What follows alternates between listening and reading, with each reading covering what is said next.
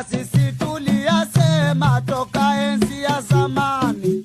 Shani. Nauliza kina dada, mwagombea kitu gani? Shani. Mnagombea kisiki kisichoota majani. Shani. Kama ni huo mchele wanunuliwa dukani.